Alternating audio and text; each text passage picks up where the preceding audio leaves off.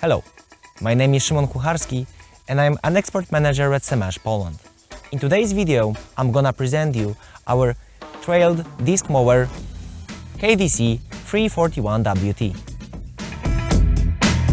So I will start with the connection to the tractor, then discuss all the technical data, machine equipment, and at the very end, machine's handling. We start from connecting to the tractor. To do so, we use lower link arms and then we need to connect electronics and plug hydraulics in. For the operation, we need 3 hydraulic sections. First one is responsible for lifting the cutter bar. Second one is responsible for side shifting of the drawbar.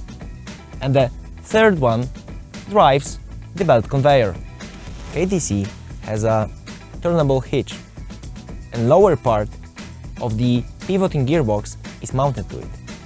Thanks to that, machine's PTO shaft is always in line with tractor's PTO. Lower link arms should be set at the height so the PTO shaft is level to the ground. The length needs to be checked first, and if necessary, PTO shaft needs to be cut. Too long shaft can cause damage to the machine and the tractor. Detailed instructions on shortening the PTO shaft can be found in the operator's manual.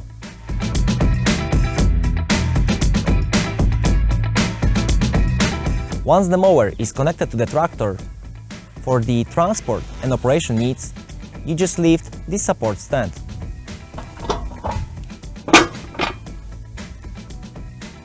Cutting height can be adjusted with the top link. Extending or retracting the top link will change the angle between the cutter bar and the ground, and that will change the cutting height. Mower is equipped with choke valves that adjust the speed of the cylinders and the belt conveyor. These shut-off valves on the cylinders are used to protect the working unit and the belt conveyor from falling during transport.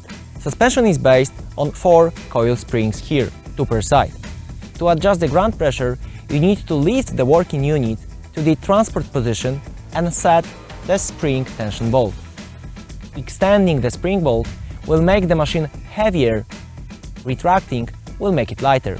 Machine's drivetrain consists of a PTO shaft between the machine and the tractor with overload clutch, pivoting gearbox, then PTO shaft in the frame, wide angle PTO, another gearbox, and built-in PTO shafts. Right PTO gives the drive to the belt drive that runs the roller conditioner, when the left PTO shaft drives the gearbox that runs the cutter bar. KDC can run at both 540 and 1000 RPM. We can change the speed by rotating this pivoting gearbox by 180 degrees. When doing that, always remember to swap the breather with the drain plug. The set RPM can be checked by the trapezoid connecting the upper gears with the lower gears. The 540 RPM has the wider lower part and the 1000 RPM has the upper part wider. Oil level needs to be checked regularly. We do it by unscrewing this check plug on the gearbox side. If necessary, oil should be refilled after removing this plug in the upper part of the gearbox. On the bottom side, you can find a drain plug. In SaMASZ gearboxes, we use regular gear oil 80W90.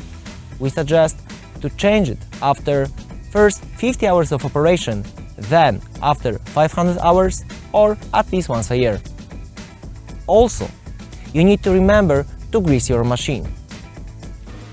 Here is a decal that tells you where the grease point is located. So this is KDC WT. W in the name stands for the roller conditioner. Machines with roller conditioner are dedicated for mowing legumes and grasses with hard stems. Depending on the size and density of the grass to be cut, the roller conditioner pressure may need to be adjusted. The larger, denser the grass, the lower the pressure should be.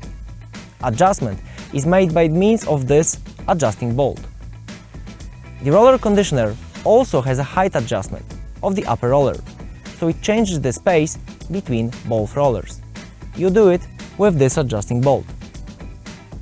Make sure to do all the adjustments evenly on both sides. After setting the rollers, you should adjust the swat guides that form the windrow in a wanted way. So this is a belt drive that runs the roller conditioner. The belt's tension needs to be checked regularly. We can adjust the tension with this tensioning bolt. Additionally, we can set the upper pulley in 3 dimensions by means of those adjusting bolts. The correct setting can be found in the operator's manual. During first startup, you need to put the canvas cover on the machine. Remember that canvas cover should go in between those 2 railings. To reduce the transport width, side guards are folded. For the operation, you need to put them down. Mower should be washed with water under pressure after each mowing, especially in this space between cutter bar and discs, as dried mud with grass can cause premature wear of the bearings inside disc module. Mowers equipped with the roller conditioner, like the one we have today, are equipped with discs with insteps as the standard equipment. They give the cut material additional kick to increase conditioning efficiency. This particular conditioner is made of rubber. However, upon the order, it can be made of steel. T in the name stands for the belt conveyor. That gives possibility of delivering the swath onto the existing one, for example, when working in combination with the front mower. The belt conveyor is equipped with adjusting bolts. By means of them, the conveyor can be set in 3 dimensions. We change the angle with this turnbuckle and this adjusting bolt, and we can side shift the belt conveyor. These are the levers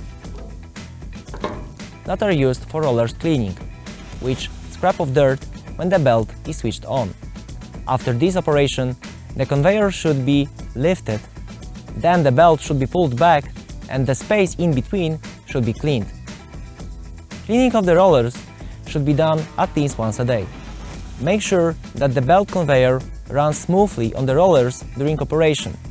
There must be no bulges at the belt guide stick point. Adjustments are made with these adjusting bolts, according to the guidelines in the operating manual. If you want to learn more about working unit used in KDC mowers, you should go to our video SaMASZ Perfect Cut Cutter Bar Maintenance, where everything is well explained. We are in a tractor's cab. We are all set and ready to start the operation. You just need to remember to put the hydraulic section responsible for the lifting cylinders to a floating mode.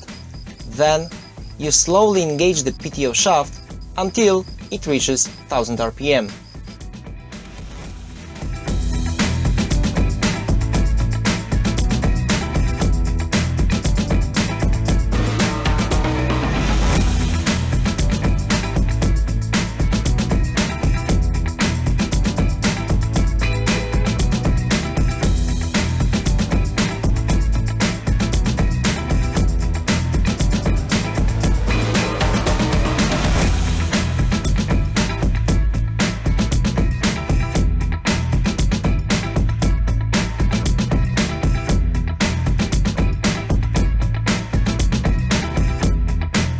Remember, if you have any questions or concerns, always refer to an operator's manual or contact SaMASZ directly. Thanks for watching.